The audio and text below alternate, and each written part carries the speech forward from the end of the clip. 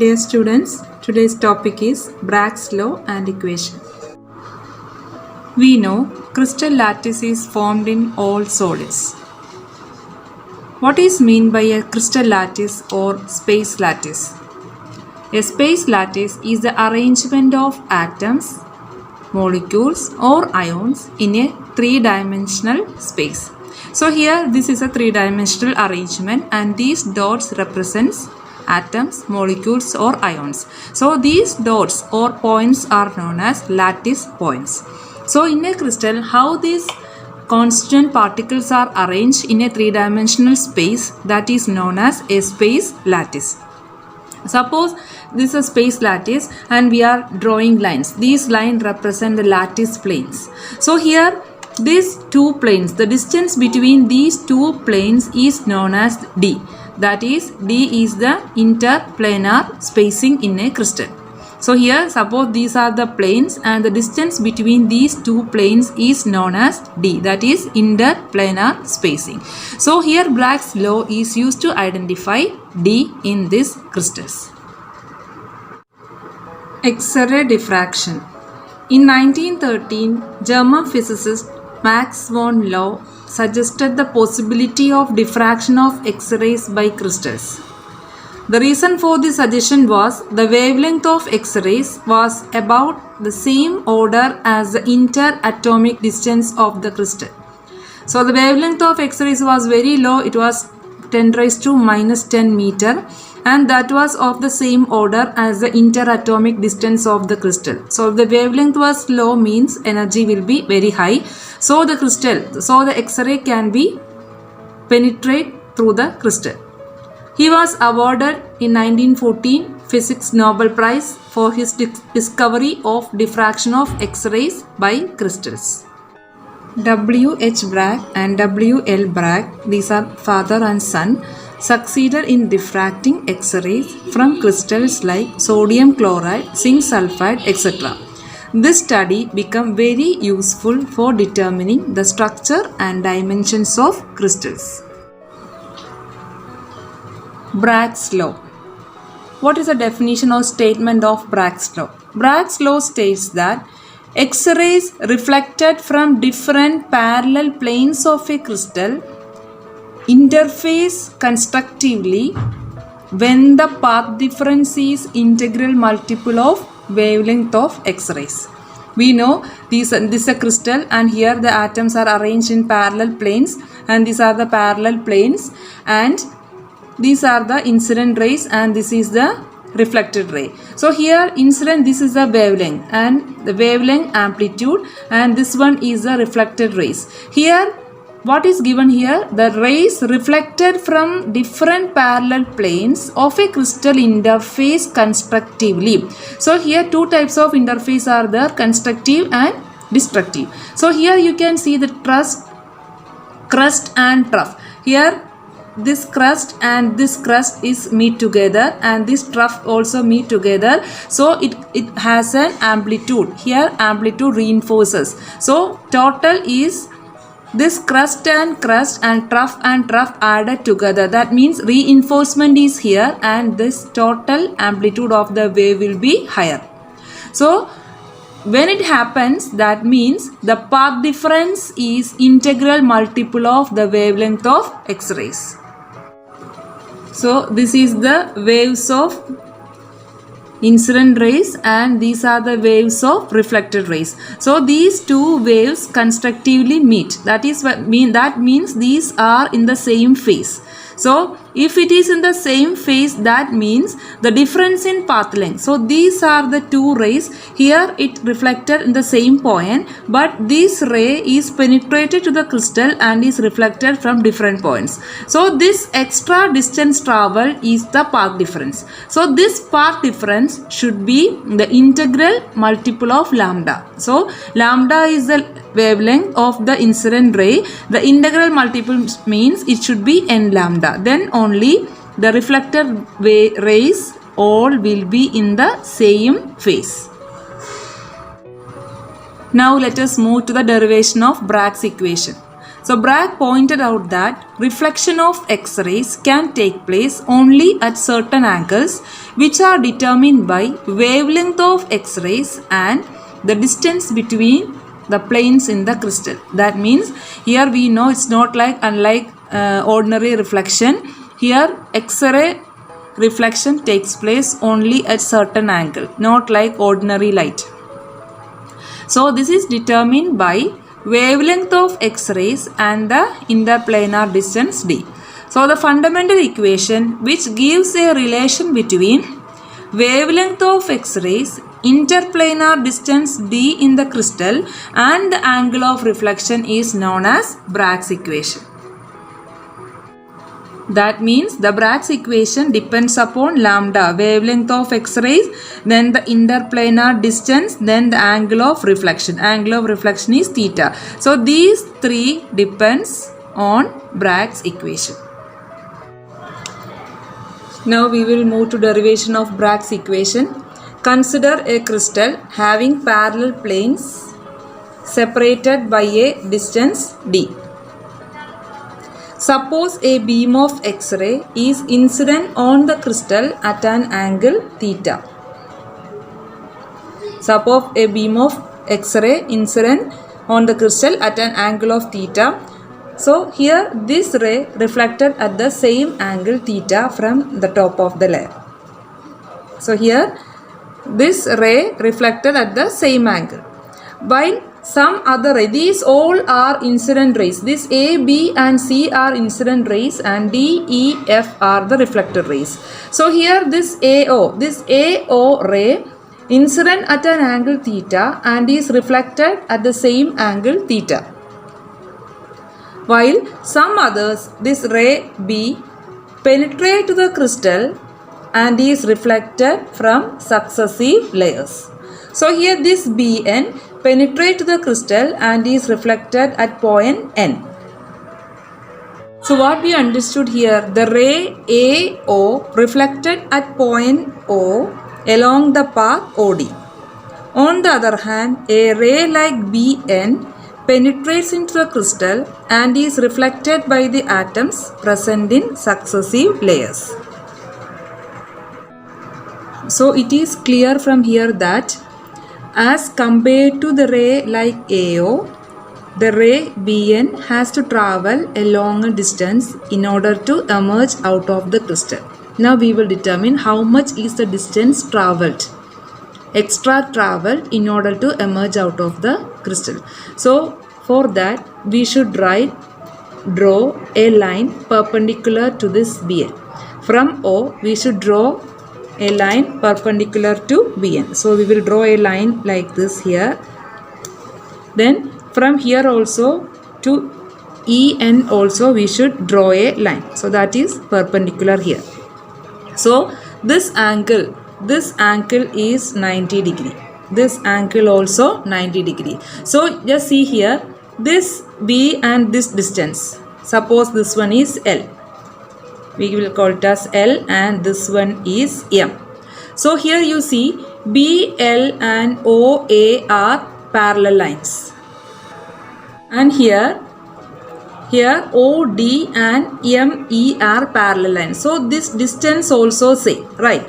Here you see these both are parallel lines. These both are parallel lines and same distance, and this OD and ME are parallel lines and the distance also same. So here we understood the BN travel the extra distance. How much is the extra distance? This LNM is the extra distance because these are parallel and both are same.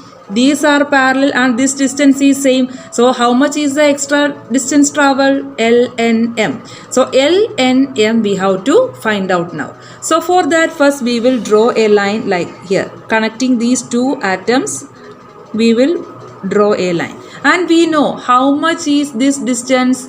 This distance is same D. So here we can write this distance is D. So we got two triangles which are that OLN and ONM. These two triangles are congruent triangles. So in a congruent triangle, all sides will be equal in length and the corresponding angles also will be the same. So here this one theta means this one also will be theta. So what we understood here, the ray Bn has to travel extra distance ln m in order to emerge out of the crystal. Now we have two triangles OLN and OMN. These two triangles are congruent, and congruent means the sides are equal and the angles will be the same. So here this one is 90 degree and this one is 90 degree. These two angles are theta. Now we have to find out the distance ln. How this ln and nm are same because these are congruent triangles. So now we have to find out sine theta. This one is theta. So what is the sine theta? Opposite side by hypotenuse. What is opposite side? ln. What is hypotenuse? OM. So triangle OLN and OMN are congruent. So we can write here sine theta equal to ln divided by ON. Sine theta equal to ln divided by ON. So what is ln?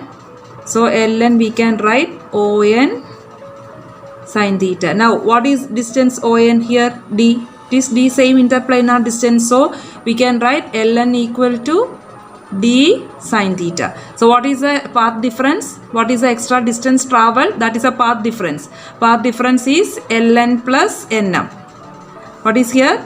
Path difference. Path difference is ln plus nm. So ln, congruent triangle means ln equal to nm.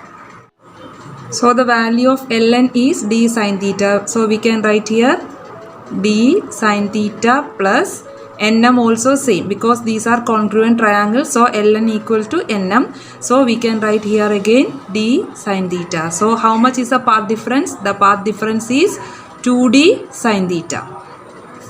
Path difference is 2d sine theta.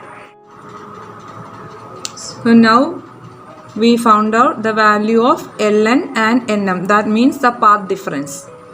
That means here this is the incident ray Bn. Incident ray Bn, before emerging out of the crystal, it has to travel a distance ln m. That is a path difference. Now suppose these are the incident ray. ABC are the incident rays and DEF are the reflected rays. And here we can say the waves reflected by different layer planes will be in phase only if the difference in path length, that means this one, the difference in path length will be an integral multiple of lambda. So here these are in phase means that should be constructive interference. So constructive interference between two successive scattered beams will happen only if the difference in path length is the integral multiple of lambda. So earlier I have told you already what is mean by constructive and destructive interference. So I will just explain what is mean by constructive interference and destructive interference. Here you see two lines are given, two waves, and this one crust and trough. So here this is another wave with crust and trough. When these two waves meet together, here crust meet another crust, trough means another trough. So what will happen when these two waves meet together? These amplitudes will be added up because both are crust and here they meet trough. So this will be like this. Why? This amplitude reinforces because they both are added up. This type of interference is known as constructive interference. Now you see here this one, two waves, when they meet together, the crust of one wave meet the trough of another wave. The trough of this wave meet the crust of another wave. So when these meet together, that will undergo subtraction. That means this crust and trough subtracted together and total will be like this. So there will not be any amplitude. So this type of interface is known as destructive interface. That means crest of one wave meet the trough of another one. So that will cancel each other. So there will not be any amplitude. This type of interference is known as destructive interference. So here this one is constructive interference. So these amplitude is reinforced after scattering because they meet crest of one wave with the crest of other wave, so they meet together and the amplitude will be more in the scattered waves.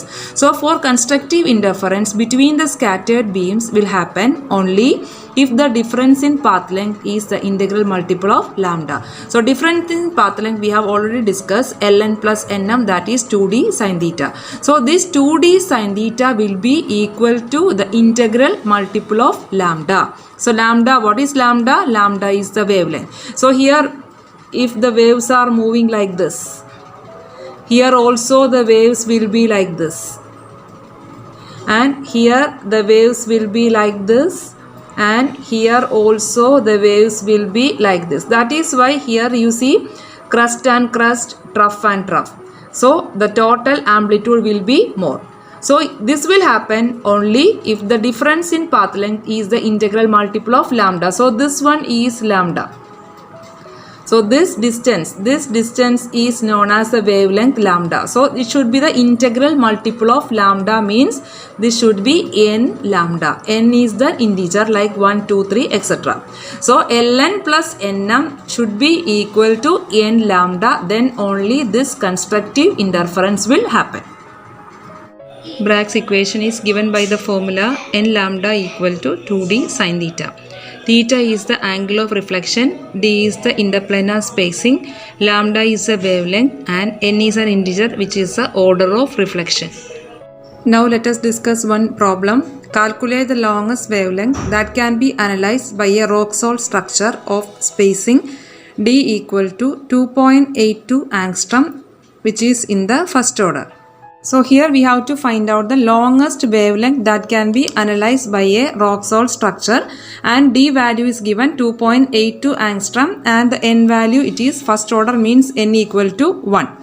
So here how we can calculate the answer? D is given 2.82 angstrom, lambda not given, n equal to 1. So the formula for finding out the Bragg's law is n lambda equal to 2d sin theta. So n is 1. Lambda we have to find out 2 multiply, what is the value of d? Value of d is given 2.82 multiply sin theta. Sin theta value is not given, but in the question it is given find the longest wavelength. So the longest wavelength, if you want to find out the longest wavelength, the theta value also should be higher. So what is the higher value of sin theta? It is 1. So we can write it as sin theta equal to 1. So 2 multiply 2.82 multiply 1, the answer is lambda equal to 5.64 angstrom, because d value is given in angstrom. So that angstrom also will be written in lambda. So the answer is 5.64 angstrom. So dear students, today we have discussed Bragg's law and its derivation. Hope it is clear. Thank you for watching. Please like, comment and subscribe for more videos.